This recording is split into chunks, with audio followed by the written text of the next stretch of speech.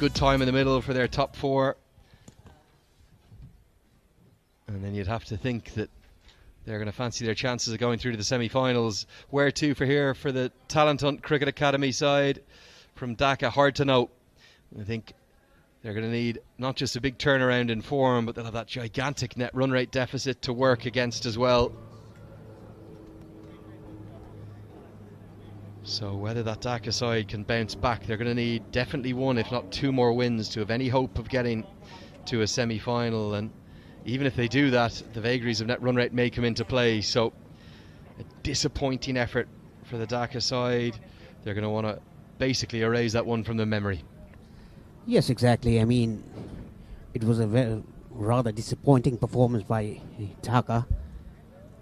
Bowled out for 77. 11 balls to go for the Dhaka team.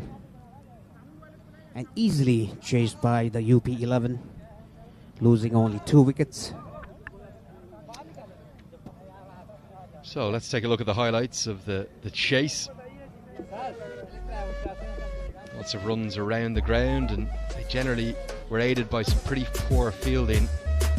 Did see 2 wickets fall, but Vivek Singh made 33 not out from 33 deliveries, including these 5 fours. Raj Yadav was a little more aggressive. He made 15 with 2 fours, and this big 6, the 1-6 of the chase, down the ground just to bounce into the electronic advertising hoardings. And then for Chowdhury, who came in at number 4, the keeper batter, he made 17. 15 deliveries, some nice strokes around the ground. That one in particular, probably the highlight of them. Nearly went all the way for 6, inside out over extra cover. And then a bit of fortune towards the end of his innings. 3 fours he made in his innings of 17. But for the Uttar Pradesh 11, the dream start. And you'd have to think that bigger challenges lay ahead. Vivek Singh, great for him to get time in the middle. 33 not out from 33 deliveries, came a pretty good time. And they took the win comfortably by 8 wickets. Just 2 wickets fell. Let's see one of our crew there in front of the beauty camera. That was the first one to go. First one that fell was Nitin Ram, caught behind by Baraneo. And then for Raj Yadav, it was the second dismissal.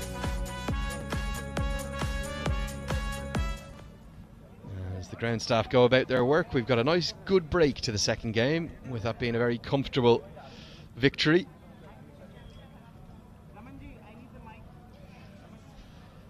And before we get ready for the post-match presentation, let me just talk you through the competition a little more. Andrew Leonard here with you. Great to be in Barawa. Hot and humid, but the action on the pitch, certainly on day one, was outstanding. We've got 8 teams here, 9 days.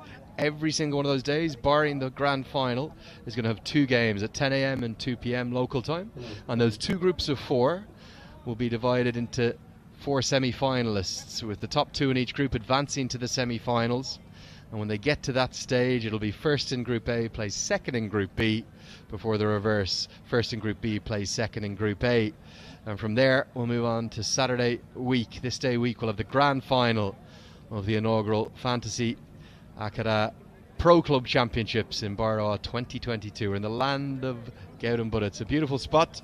Delighted to be here, and we've seen some good performances so far. Just running through the 3 games that we've had. The home side had a big win, a historic win over the Malaysia 11, beating a side that was in essence full of internationals. That's the Cricket Association of Rupandahi 11. They won by 6 wickets with 4 balls remaining. That was the morning game in Group A. And then the Push Sports Club Delhi won a thriller in the afternoon by just 1 run, despite the heroics of Gulshan Jha, who was keen to remind me he's not just a bowler, he's an all-rounder, and he showed that with his firm hitting around the ground. 36